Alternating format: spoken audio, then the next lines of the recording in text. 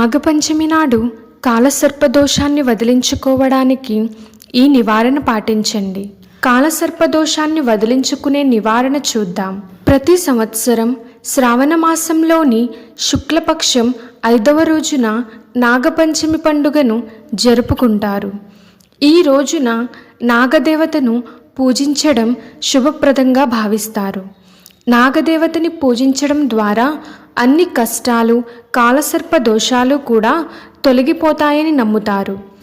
దృక్ పంచాంగం ప్రకారం ఆగస్టు 9వ తేదీ శుక్రవారం శ్రావణమాసం శుక్లపక్షంలోని పంచమి రోజున నాగపంచమిని జరుపుకుంటారు. ఉదయతిథి నమ్మకం ప్రకారం ఆగస్టు 9న నాగపంచమి. పంచాంగం ప్రకారం శ్రావణమాసంలోని శుక్లపక్ష నవమి ఆగస్టు 9, ఆగస్టు 8 రాత్రి ఉదయం అంటే 12:36 ప్రారంభమై ఆగస్టు 10వ తేదీ తెల్లవారుజామున 3:14 ముగుస్తుంది. అందుకే ఆగస్టు 9న నాగపంచమిని జరుపుకోనున్నారు. నాగపంచమి ఆరాధనలో మీరు వేప, దోసకాయ, నిమ్మ, పెరుగు, అన్నం కలిపి ఒక ప్రత్యేక వంటకాన్ని తయారు చేసి నాగదేవతకు, కులదేవతలకు సమర్పించవచ్చు. కాలసర్పదోషం విషయంలో నాగపంచమి రోజున శివుడిని పూజించి మహామృత్యుంజయ మంత్రం జపించాలి. మీకు మహామృత్యుంజయ మంత్రం తెలియకపోతే ఆ వీడియో లింక్ మీకు డిస్క్రిప్షన్ లింక్లో ప్రొవైడ్ చేస్తాను, ఒకసారి చెక్ చేయండి. గంగాజలంలో నల్ల నువ్వులను కలిపి శివునికి అభిషేకం చేయండి. వెండి లేదా రాగితో చేసిన ఒక జత పాములను కూడా పవిత్ర నదిలో వదలవచ్చు లేదా శివలింగంపై సమర్పించవచ్చు. నాగదేవతను పూజించేటప్పుడు ఈ విషయాన్ని తప్పనిసరిగా గుర్తుంచుకోవాలి. ముఖ్యంగా నాగదేవత పూజ సమయంలో పసుపును ఉపయోగించాలి.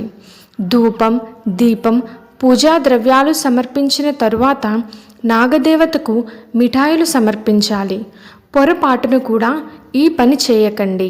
నాగపంచమి రోజున భూమిని తవ్వడం అశుభం అని నమ్ముతారు.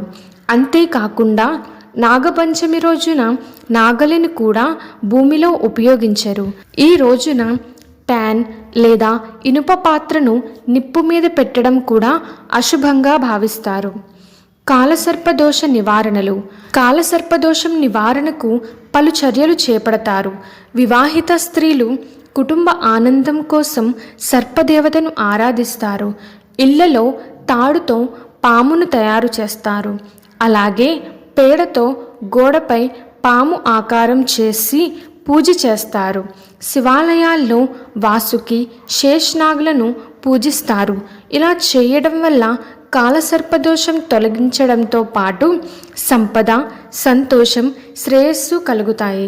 నాగపంచమి రోజు పచ్చి పాలు, వంతకాలను నాగదేవుడికి నైవేద్యంగా సమర్పించి ప్రసాదంగా తీసుకుంటారు. నాగపంచమి రోజు పాములను పూజించడం ప్రత్యేక ప్రాముఖ్యత ఉందని శాస్త్రాలలో వివరించారు. సర్పదేవునికి తెల్లని పూలు, ధూపం, పాలు వంటివి సమర్పించి పూజ చేయాలి. అనంతరం ఓం నవకుల్ నాగాయ విద్మహే విషాదంతాయ ధీమహి తన్నో సర్పణ ప్రచోదయాత్ అనే మంత్రాన్ని పఠించాలి. నాగపంచమి రోజు ఈ మంత్రం పఠించడం వల్ల కాలసర్పదోషం వల్ల బాధపడే వ్యక్తి దాని నుంచి విముక్తి పొందుతాడు. శివుడిని పూజించాలి.